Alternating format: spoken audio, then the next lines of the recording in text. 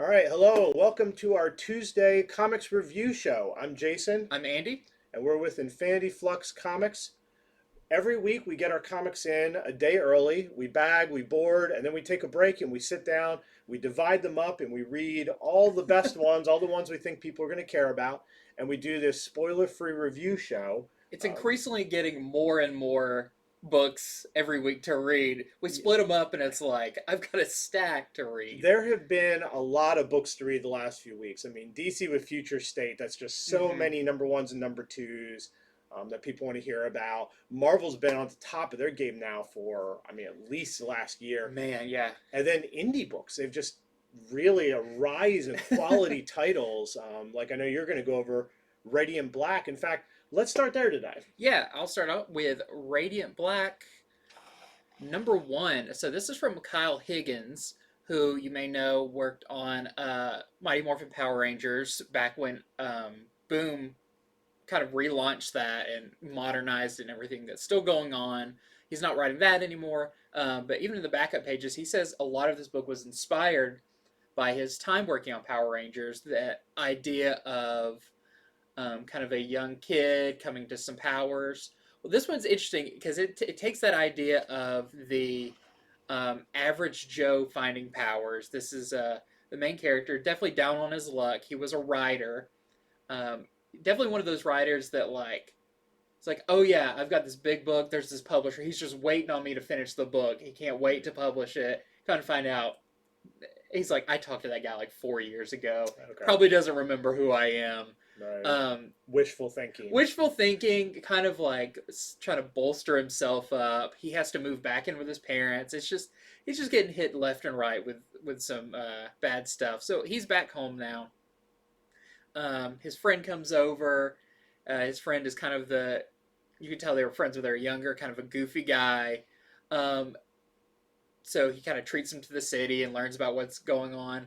But this expands into almost that Green Lantern idea of finding this thing that imbues him with powers.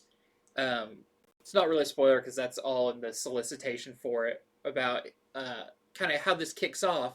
I will say this is very much like Invincible in tone, which is like my favorite series of all time. So it definitely has that like balance between funny, but you can tell there's some really good character stuff going on. I got to read the book digitally. I mean, it feels like a month or two ago. Yeah, they send us a lot of these comics early digitally. We're lucky to read them early. And I'll be honest, when I went through it then, I skimmed it and I was like, I don't know, like it's fine, the art's cool, but wasn't too impressed. Then I actually sat down and read it, and I was like, this is great. Like, I wouldn't say it's the most action-packed issue, but it's laying the groundwork for you caring about these characters. And there is action in it. It's just not like a slugfest like, some issues come out of the gates doing. The other rumor that was going around with this one online was Image is doing a new superhero shared universe. Right. We don't know if that has anything to do with crossover with Donny Cates or what. And I remember back when I skimmed through this before being like, I don't see anything. There is a crossover in a very subtle way. It could be one of the ones that goes like, yes, this is definitely in the Image universe, or it could be one that goes, it was a fun nod, right, but not necessarily a thing. But I will say, should I tell them who it is? Sure. Okay, so you found it. I mean, this is something that you could read this and miss it, but Andy, he pays attention. At one scene, they go to a bar. On the TVs behind them is Savage Dragon fighting some enemies, and it's on multiple screens, and it's not like it's a photo. It's actually kind of like a bar sports TV type thing. Yeah, you're seeing news or some live news. Yeah, broadcast. If it was a picture, I'd be like, oh, that's funny. But being it's news, it makes me feel like, oh, this is in the same universe, or that definitely makes it the same. Yeah, universe. yeah, I mean, or a like weird combined universe where Savage Dragon does exist in this one along with him. Right. But I thought that was super exciting because this makes me go, oh, maybe there is going to be this big new image, Justice League multiverse type thing. It's And I'm about time. I'm excited about it, and I think Radiant Black is a great way to kick that off because definitely feels like your leading man character that could take up that role of like, if you're not familiar with some of the pre-existing characters, could be your introduction to him through this guy's perspective. So I wanted to read this, but you had already read it, so I let you read it because I had my own pile of stuff, and I'm going to read it later. But let me get this straight. So his power has something to do with black holes. We don't know exactly what if it is a black hole or what it has to do. It's basically like the Green Lantern getting this ring and being like, "Whoa, look at all this stuff it's doing. It's Okay. making me fly. It's gave me the suit." Right. But they don't really understand what it is or what it's capable of.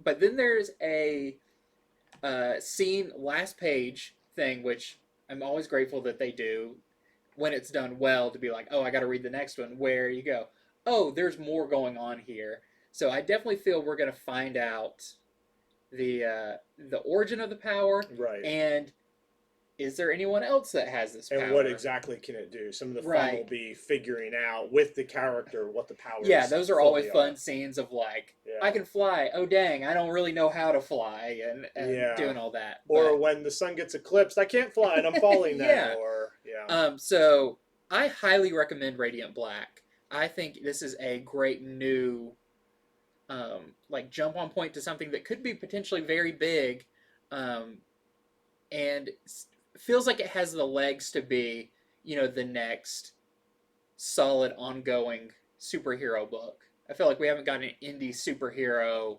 like. I know there's book been like a this. lot of pre-orders for this. So, Yes. I mean, a lot of people are excited about it. So here's some really cool variant covers for it.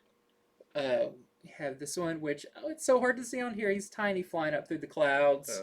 We've got of course, the blank sketch cover. Mm-hmm.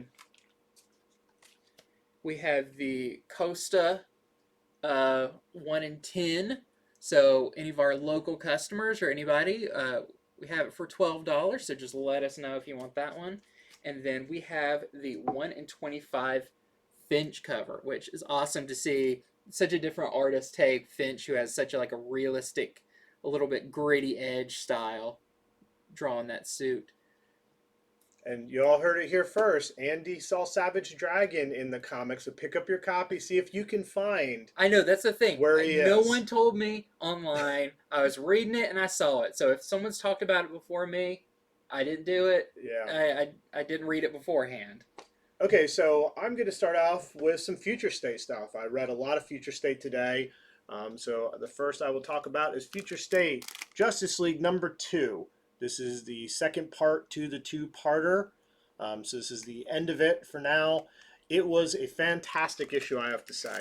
So #1, you meet the new Justice League. You find out a few things about them, including the fact that although they've been a team for some time, possibly years, because this takes place in 2030, which is 5 years after a lot of the other Future State stuff, they have kept their identities secret from one another for the most part, and they don't hang out. They're not like the old Justice League. They've decided for certain reasons, let's stay separate. Well, in the first issue, they got replaced by a team. It's not exactly a team. Some villains replaced them and are impersonating the Justice League. You'll have to read the first issue to find out how. We only do so many spoilers for past issues.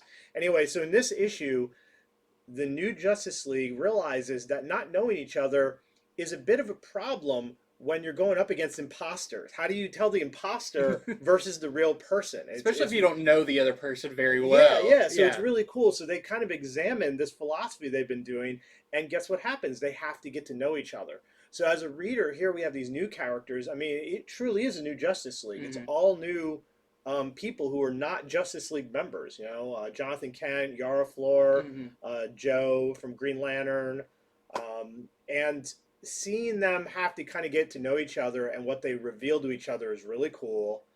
Seeing how they break free and what happens is really cool because, of course, this is the last part of that issue. Yep. And they even reveal that the team has a leader. and they reveal who the team leader is, and it is not who I thought it would be. Mm-hmm. So you'll have to read it to find out who the new Justice League's team leader is. But in general, it was just a great issue. Like the first one, I liked pretty well, but this one rounded it out real well. The first one, it's like, oh, new Justice League team, but now they're getting replaced by doppelgangers. But I want to know about them, and then you realize, oh, that's the better way Yeah. to learn is for them to go, well, we need to know each other better than doppelgangers who can read our surface thoughts can know us. Yeah. So really cool second issue. I highly recommend it. And here is the variant, the Eptine variant. It's the Kale New. Oh, I'm sorry. Yes, this is the Kale New. New variant. I was thinking of the next one I'm going to be doing. So yes, this is Kale New. All the different members of the team. And that's good, like, as they're introducing themselves or talking about each other, it's a good way for the reader to get an insight onto Correct. who the characters are, how they see themselves, and all that. There's definitely also more on this new Flash from the multiverse. There's more on all of them. You learn a little kind of secret about each one. Yeah. So great issue. If you're on the fence about the first one, you're gonna like the second one. I really liked it. I think that's going to be interesting too because, a lot of these, it's like, oh, we're only getting 2 issues. One, I'm really glad about that because it feels like, It's not as much of an investment. It's not as much investment, but we also know that was revealed this week that there's going to be a book called Future State Gotham that's going to continue in the Future State universe, but it's going to be an ongoing book. Now it makes me start to think, oh, maybe a Justice League one is not too far away, where it's not a waste to get invested in these characters because we could see them flesh out in some other form. And this will be kind of the volume 0 you can tell people to read. Yeah, even though there's no first appearances in this, it is very eventful, some of the things that are learned. So by the end, you learn something about each character that's important. Well, I will jump on the Future State wagon and talk about a book that Another major one. I mean, this is the biggest surprise major one, I feel like. After issue 1 of Future State Teen Titans, I mean, did we know going into it that it was going to be kind of big?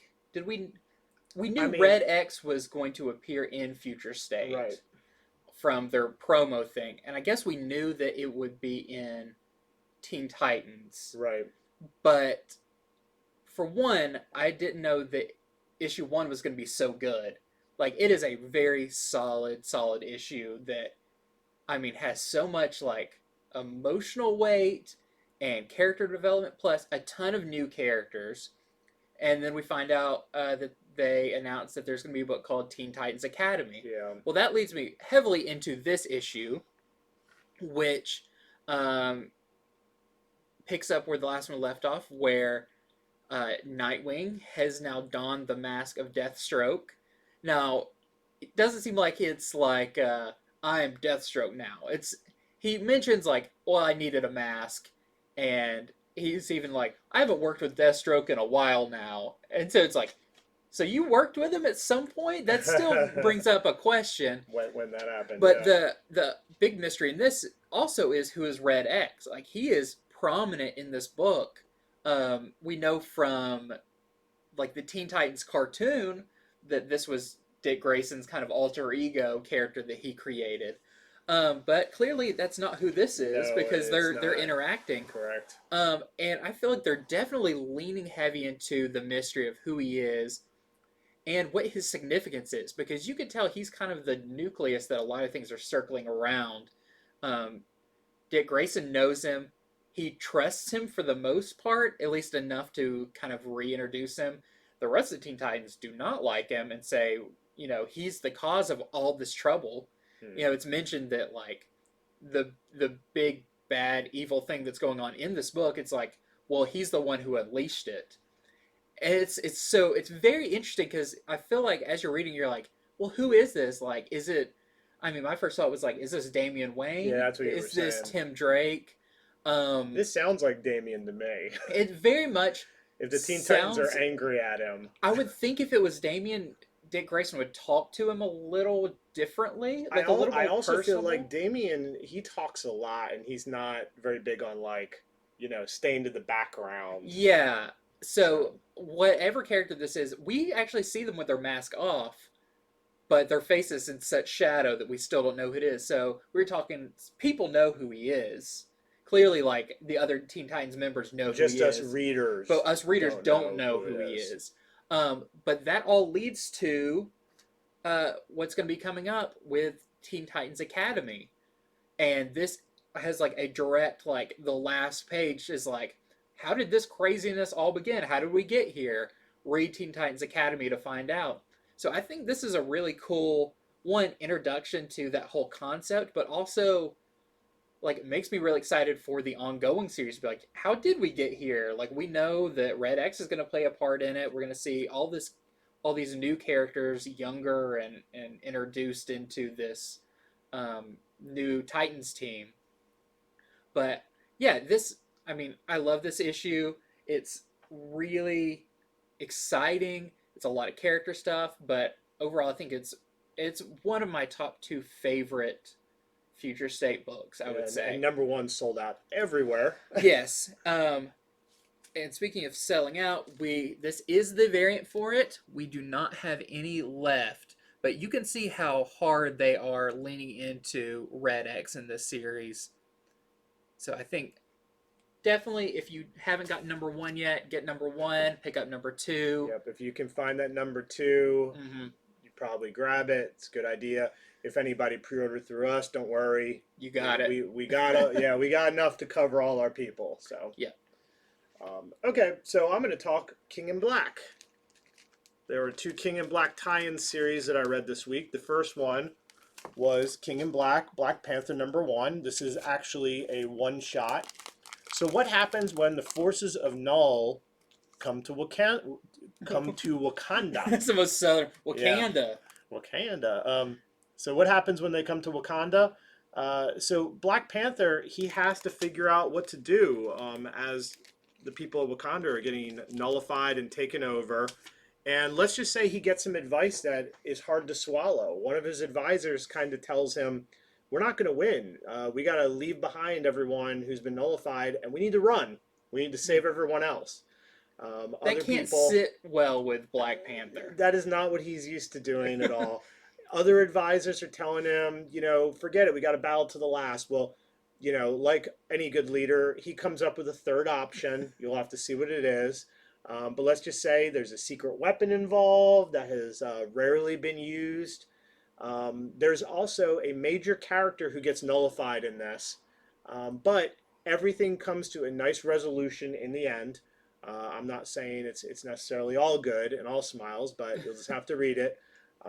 Very cool one shot. It truly is a one and done. There really is, a major problem, different sides arguing how to deal with it. You get to see how they deal with it, if it goes right, wrong, and then it has a clear ending. So Cool. everything you kind of want from a one shot.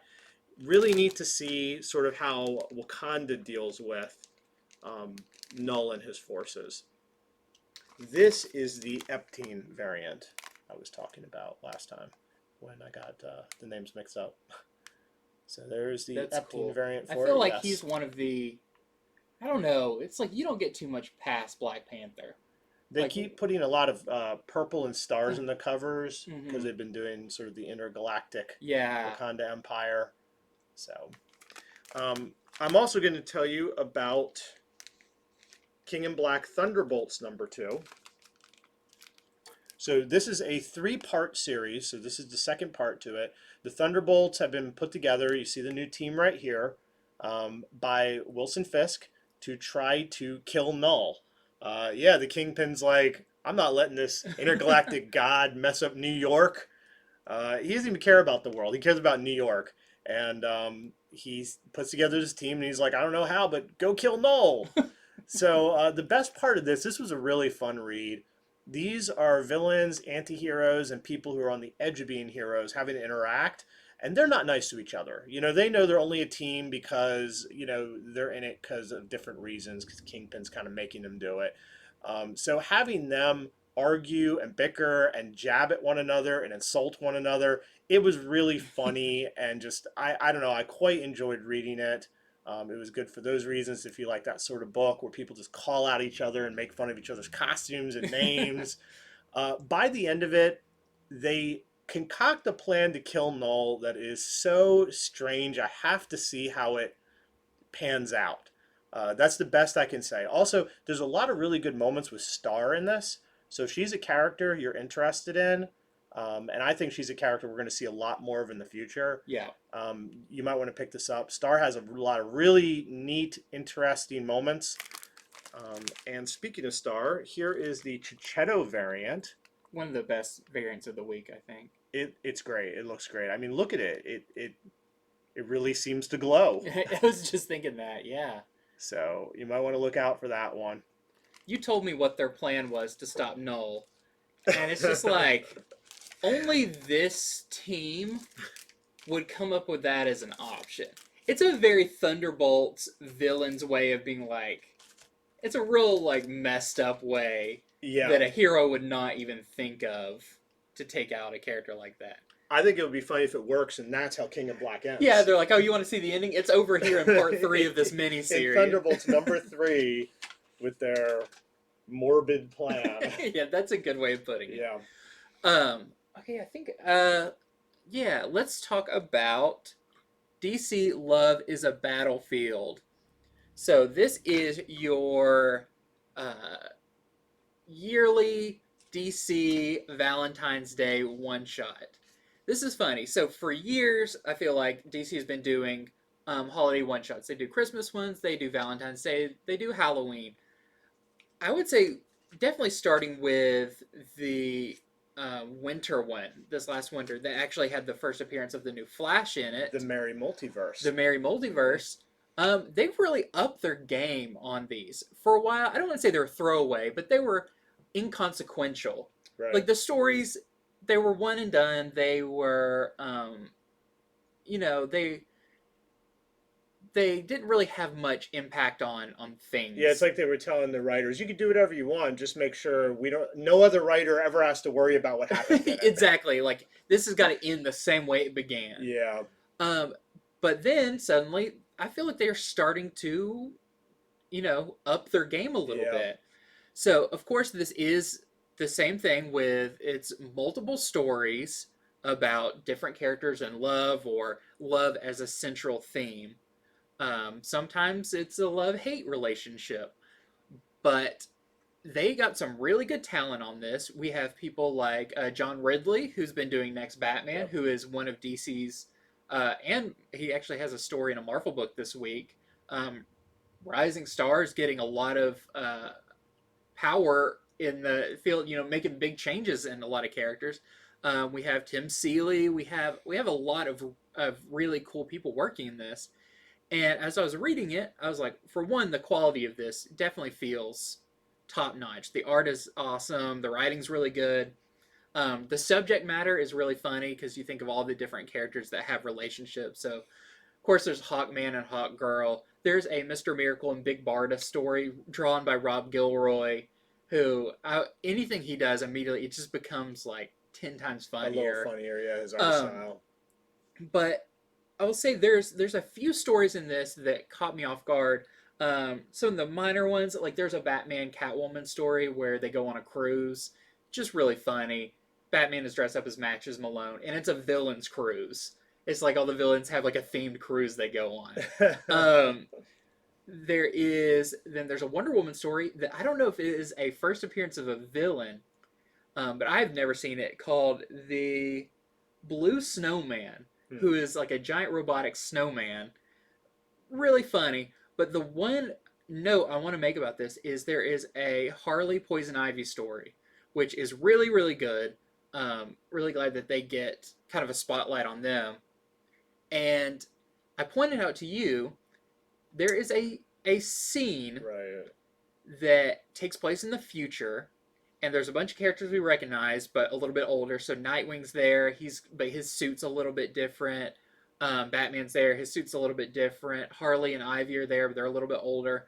But there is a Robin sitting there that Yeah, we couldn't figure We it couldn't out. figure it out. I know a lot about Robins and all that. Like that's Tim Drake's one of my favorite characters, and Stephanie Brown, and so I've got in my head catalog, I'm going through being like, was it this person? Like first I was like, is this Helena Bertinelli when she was Robin in Earth 2? Kind of looks like that. No, because Huntress is standing She was over right there. here. Yep, we saw Um, her. Otherwise, I think we would have thought it was her for sure. yeah.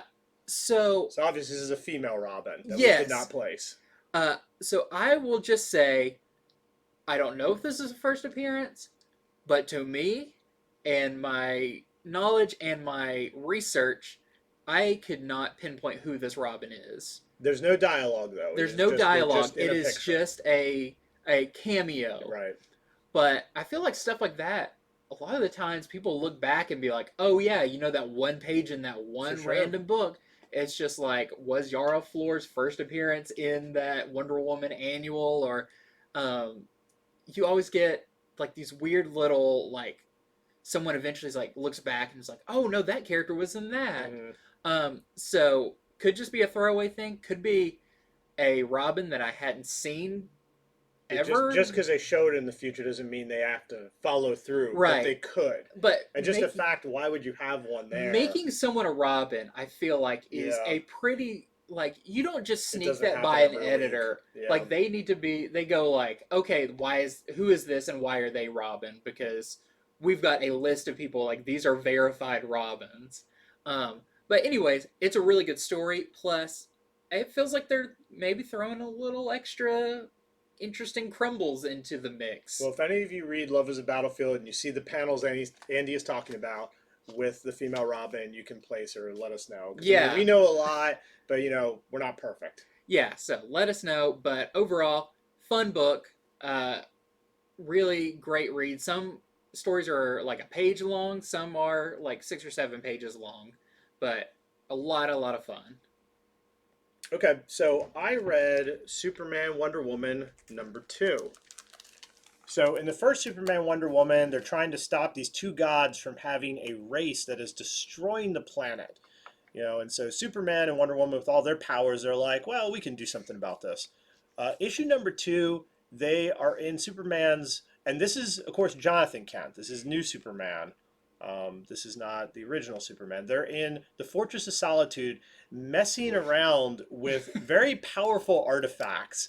It starts pretty whimsically, but I want to see that. As a reader, Yeah. I want to see some of the stuff that's in the Fortress of Solitude. Superman, Clark Kent, he's a little too serious Mm-hmm. to mess around. Well, with this, you get to see a little bit of that. You get to see some toys they have in there that are very powerful. So right off the bat, it just has a different tone to it than reading regular Superman or reading regular Wonder Woman. Yara Flor, so far, she's just very charming in everything she's in. She has just sort of more of a sense of humor. So that's sort of how it begins. But where it really goes is they still have to deal with these gods. They dealt with it to some degree in the first issue.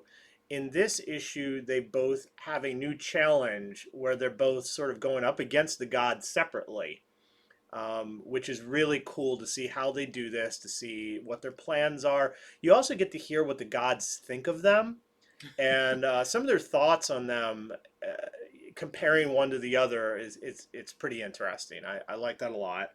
Um, Oh yeah, and Superman in it, Jonathan Kent, he punches something in this book. That's right, I said he punches something that I don't think I've ever seen a character punch before. What a weird tease. I You know, think but you've seen people punch everything. if You I just say wait. it, I mean, if I say it, it reveals too much. But there's a 2-page splash of it, so you know that the writer, and the artists also were like, yeah, we're doing this, and it helps. It helps some resolution to it. It's just a very amusing issue that shows off Jonathan Kent and Yara Flor in their positions as Superman Mm-hmm. and Wonder Woman, and just their similarities and differences. So once again, I thought the first one was pretty good. I liked the second one better. A lot with the Justice League, like the Justice League issue. I Mm-hmm. thought this #2 was really strong. No major first appearances or anything like that. Just a very good issue to read and see more on these characters. I'm collecting everything Yara Flor right now. I mean, if she's in it, I'm Yeah. grabbing it. Her star is rising and fast. Here is the variant by Dodson. Dodson's done a lot of past Wonder Woman It's funny to see, stuff, yeah, and like, okay, Dodson on the new Wonder Woman. yeah, so So are they, can you tell, like, are they friends they in are. this? They are? It's revealed even in Justice League, as much as the other characters don't know each other, they do know each other and have known each other for a while. They're very familiar. I will say it is revealed it's the first time that Yara gets to go to the Fortress of Solitude. Mm, There's reasons why they end up there. yeah. There's it's not romantic or anything like that though. It is definitely they're friends. Hmm. So It seems interesting because it's almost like, well, what if Clark Kent and Diana, like, grew up from a younger age together? They would probably be, like, really good friends. I think that's a good way to see this really. And even though we know Jonathan Kent is Superboy a lot longer than Yara Flor becomes Wonder Woman, we still don't know how that Yeah. happens. Um, they've definitely known each other. They have some history that we haven't seen all of I yet. like that idea. I like that, you know, with this new generation of heroes, they do have more of a bond because they have grown up in a world where superheroes are already a thing. Yeah, And they're in the shadow yeah, of the people before I feel like them. that's what always makes, like, Dick Grayson a strong character and a lot of the younger ones. Mhm. Okay, so I will go over Wolverine Black, White, and Blood #3. So usually we definitely highlight #1s. Yeah. Sometimes #2s. Rarely do we really talk about too much #3s. But Wolverine Black, White, and Blood is an interesting one because it is an anthology book. Um, and each issue has around 3 or 4 stories in it. This one I wanted to take note on because it actually has a story by Donny Cates, who, of course, is all the hotness at Marvel right now with King in Black. And I feel like whenever he does something, he doesn't just he doesn't do throwaway stories. Yeah. You know, anytime we even thought that something was kind of a throwaway story, like we never thought that Silver Surfer Black was like, you know, nothing. But I don't think we knew How big it was and how big now his, everyone can't wait for the next issue of King in yeah, Black because he's going to people be didn't realize back. how big his Thanos was going to be until, oh, this all ties together. Mhm. So this has a bit of that in it where he's tapping back into his mythos, and Wolverine meets Cosmic Ghost Rider, which I don't remember if they have formally met because Cosmic Ghost Rider hasn't really been part of like a team or anything like that. And the only people he's really interacted with, I think, are Guardians of the Galaxy. He's interacted with himself of the past, Punisher Yeah, of the past. it's true. Yeah. I can't remember. He might have met maybe future Phoenix Wolverine at one point. Yeah, but you can tell this is, at least for the Wolverine in this, their first meeting. And let's just say Wolverine sniffs him out. He can tell who he is right away. But this is a super fun story. It's only one of 3. The other 2 are really cool too. I'll mention one of them here in a minute. But it's drawn by Chris Bachalo, so it's very chaotic. But the dialogue and the characters meeting. You have Wolverine. You have Cosmic Ghost Rider, who is Frank Castle Right. Punisher. Like, Yep. so Wolverine knows him, but maybe not in this way. And just the whole I don't want to say gimmick, but there's kind of the crux of this short story is really fun. I would love to see Donny Cates work on Wolverine. After reading this, I'm like, he's got such a good Wolverine voice for just the mix of humor, but like doesn't take any crap from anybody, can get hit 100 times and get back up. So that story, just want to mention for people who are big Donny Cates fans, you definitely want to pick up this one because it's a really cool one. The first story is a great like uh, Wolverine in Japan, that classic motif, kind of the Frank Miller style story that has to do with Wolverine and his family that he had there. And then the last story I just wanted to mention for a really dumb reason, but it's a Wolverine magic story, which is super cool. But Wolverine gets his face punched off, and it is just I love when people take Wolverine to that Do extreme. you mean magic as in the character, The or as in character. okay? Yeah, it is So to make Wolverine sure. and Magic, the character, fighting some villains, and it's one of those where, man, Wolverine's just really, he's really taking it hard in that issue. So, really fun stories, just way over the top.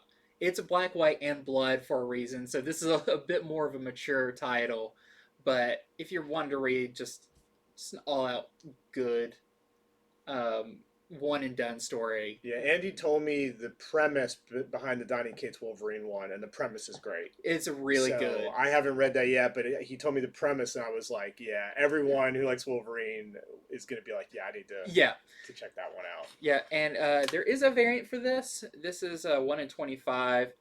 This is a Clark variant. It's really cool. So if you're local, $15. Okay, so I read Eternals #2.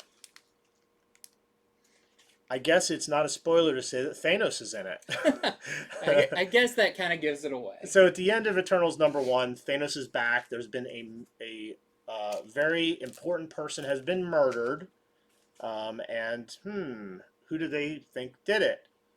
I wonder.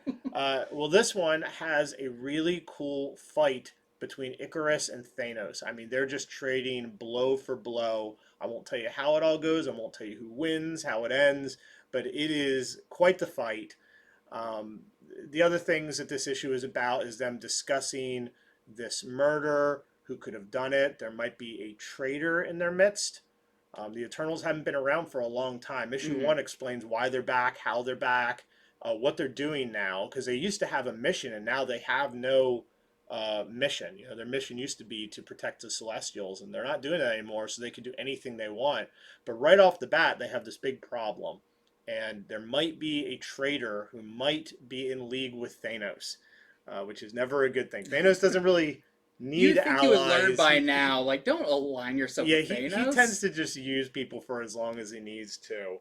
Um, so that's pretty much what's said. The big thing is that he's back. I wonder if this is going to lead him back into Thor now that We're all waiting to find out about that yeah, two-page yeah. spread. So we've got some variants on this one. Um, here is the first variant with Icarus and Sprite, and then we have this 1 in 10 design variant. It's very cool. You can see a couple of the other Eternals and how they've designed them lately. And if you're local or have a pull box with us, it is just $12.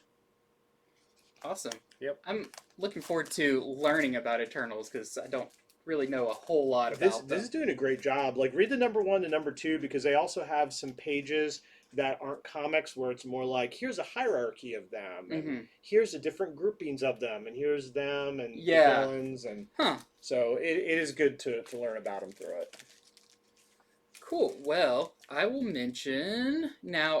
I'll go over a couple of the Future State books I read. One of them, I mean, I could go on and on about. Future State Dark Detective #3. It's been one of my favorite Future State books that has come out. This one's cool because it's going to be 4 parts.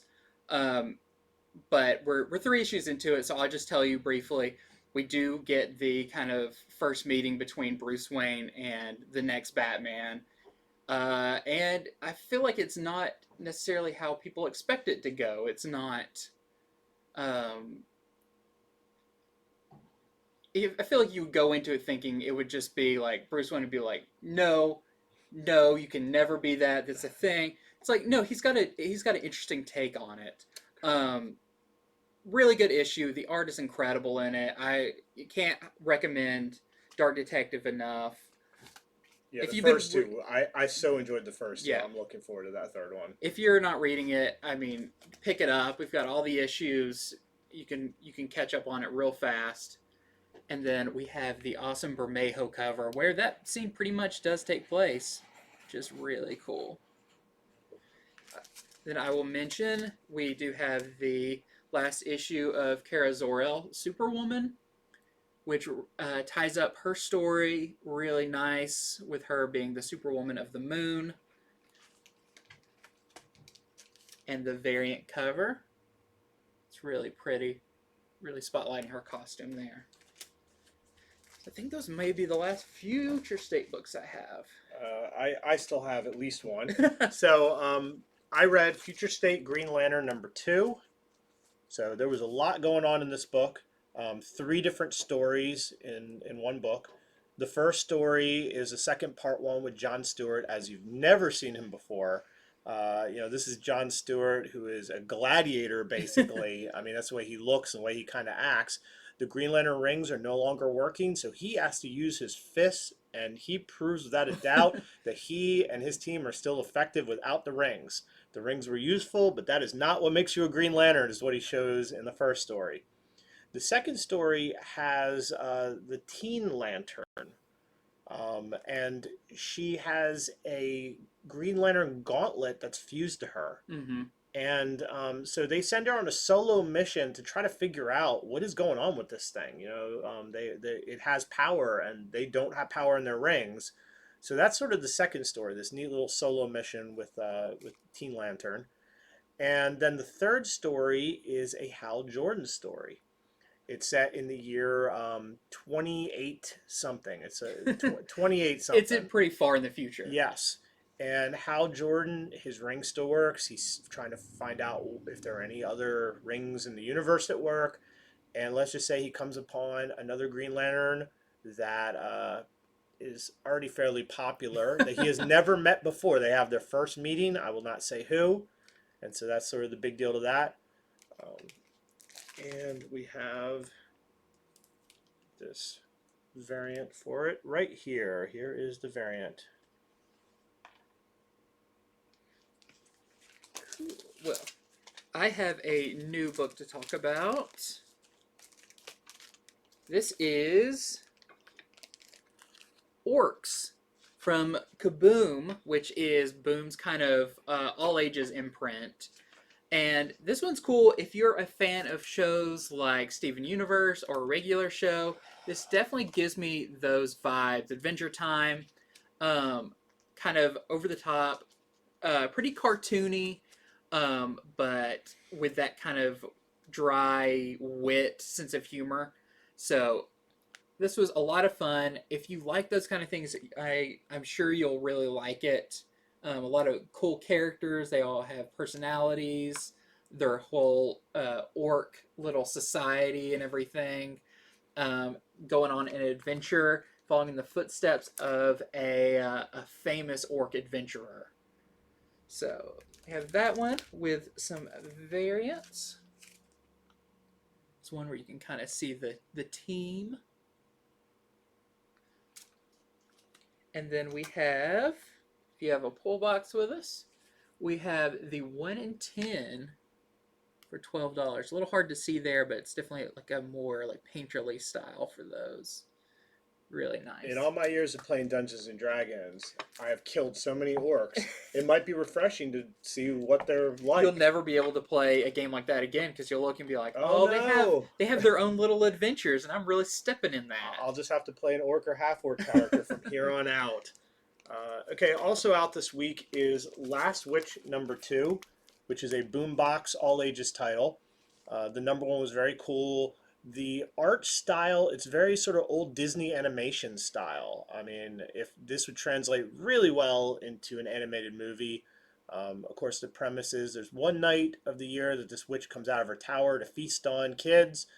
And this one girl wants to prove how brave she is, so she goes, well, while she's out of her tower, as long as she doesn't catch me, I'll sneak past her, go in her tower, steal something to prove to everyone how brave I am. In issue 1, it doesn't really go that way. Issue 2 is more of what happens in the tower. So really cool. These are extra size issues. I didn't count the number of pages, but it's at least 30 pages, if not a double size issue. Yeah, I think they're somewhere between 30 and 40 pages. Yeah, so, and here is the variant to it. It's a little bit of a spoiler about the girl. So I'd say it looks like there's more going on with her Yeah, than yeah, initially thought. there is. So if you read the number one, the number two was definitely up to snuff, being just as good as the first issue. Cool. Briefly talk about a book that I feel like, I mean, it's crazy to say that Amazing Spider-Man is heating up, but we've had more and more people jump Yeah, onto Amazing Spider-Man recently. Definitely with the help of number was it 50 55. 55, the The black and white Gleason, cover, the yeah, Gleason that cover. beautiful Gleason cover. So I feel like that's been one of the reasons, but also it's a really solid story right now. And just wanted to mention, if you were reading Venom and like leading up to King in Black and everything, and Dylan in it was friends with Normie. We see where Normie went in this, so definitely want to check this out. And we're getting close to some pretty big stuff coming up in Amazing Spider-Man. Got the Mech Strike variant, and we have the 1 in 25 variant, and you can see kind of who, I guess on the main cover too, but Mr. Negative plays a big part in this. Do you remember where we last left off Normie in King in Black? I feel like he was like in a bunker with Dylan for a while. Correct. Was He that was during Carnage? because Was it was Web of Carnage, sons Yeah. one shot, and he was friends. They were friends in that one, but I don't remember what happened to him at the So end. he's in this Amazing Spider-Man issue, and I feel like it furthers his character quite a bit with his relationship with his family and everything. Huh. So it's like another character that's not going away anytime soon. Interesting. Okay, so for my last Future State book, I read Robin Eternal Future State number 2. This is the second one in a two-parter, so this is the end of it. This is, of course, Tim Drake. He's also joined by Spoiler and Darcy in this issue. They were in the first one, and they're in this one. They're trying to stop this Lazarus resin from reaching Gotham. Something really bad happened to Tim Drake at the end of the first one, and you get to see the consequences in this one. So a lot of this is in Tim's head, actually, because the Lazarus stuff is kind of affecting him emotionally and in his thoughts. He's very worried about not being as good of a Robin as other ones. He's worried about being in the shadow of Bruce Wayne. They do that all very well. So stuff's going on in the story, but also in his head, and it's kind of overlapping. It has a real shocking ending, where if there wasn't some Lazarus Pit stuff going on, I would almost say that there was for certain a death. That's interesting because we also, I don't know if we've ever really got the inside the mind of someone who's been Lazarus pitted or however I you don't think call so it. either. In fact, they kind of reveal something about that in this and how it affects the emotions. So I thought it was a good read. And here is the Daniel Warren Johnston variant. Always in your face. I know if you're a fan of his art, this is a great one. This is just a good example of what he does. I mean, he takes it's like a very gritty Kirby style, because Yeah. he has, just the things coming out trying to hit you. So I think it's cool. Forever now, when I think of his art, I think of the Endless Winter cover where Superman's getting punched in the chin and he's just got the biggest chin. That It's chin great. is just growing because of the punch. Okay, I was going to talk real quick about. We did get in Star Wars: The High Republic #1 third print. Who knows how many printings this book is going to go to? But I'm getting I mean, this is like the first time a lot of our people are going to be able to get this because every printing of it's been selling out so far. So people who came to it late, can finally read it. And #2's out also, so they can read that one. But yeah, High Republic #1 third printing. If history is any indication on these later printings, eventually you hit one where retailers don't order enough, and then way down the road, that is the chase one. Look at it's the Venom model of Venom and what's the other book that Thor for a bit. Yeah, it's the funniest way it goes up and down, and then one becomes really hard to get, and then the next one's over ordered, and then it just goes Yeah, I back and mean, forth. eventually, with really popular things, people want to complete it all, and Hmm. if scarcity is an issue, then you're gonna have to pay through the nose. I mean, Yeah. this one's not even that relevant, but I was looking up my God Country collection the other day, and I have a third print of God Country #1, and this used to sell for cover. You find them in Hmm. dollar bins, and now it's a $25 book. Yeah. Why? Because not that It's many retailers had scarcity. ordered it by then, and it's still relevant. A movie's going to happen. Yep. So, anyway, I'm going to pick it up, even though I don't know if the print run on it was low. It was probably a really heavy print run, but Probably you this third you never printing know which one. is really heavy, but then I would keep an eye out for Fourth, fourth, fifth, fifth. whatever is going to be next. Yep. Also, the second print of Amazing Spider-Man 56, thought this was a really cool cover for this with Kindred and Spider-Man. So got those in also. Okay. So I read Morbius Bond of Blood. This is just a one shot, just came out of nowhere. I have my suspicions though, so there's a movie coming up. It's Yep. been long delayed. I think Marvel just likes to go, hey, let's get something out there, put him back in the spotlight, but let's also remind people who he is and what he's about. Um, with that said, I think this was better than it needed to be. It's not like the greatest comic of my life, but this really reminds you of what a dark and tortured existence Morbius has. In it, he has this disease. He's fighting it. He tries to do the least amount of harm he can, but of course it goes wrong. Of course he is underappreciated for even trying, and then he's taken advantage of further. He tries to undo some bad he does. He's taken advantage even further. I mean, this is almost a straight up tragedy. The Like, way you're describing it, it's just like, man, he's got a rough I life. mean, in the end, he gets some payback, but what happens is bad. What happens, like in the end, he wouldn't have wanted any of it to have happened at all. I will say he's a little more trusting in this with a certain ex-villain than I think he should have been. But when you have this disease and there's only so many people who can help you, you got to throw your trust in here and Yeah. there. So I thought it was a pretty cool issue. The art style was this sort of early Bronze Age 70s style, but modernized, that I also Yeah. was very captivated by. So I thought that was cool. Some people really put some effort into this one.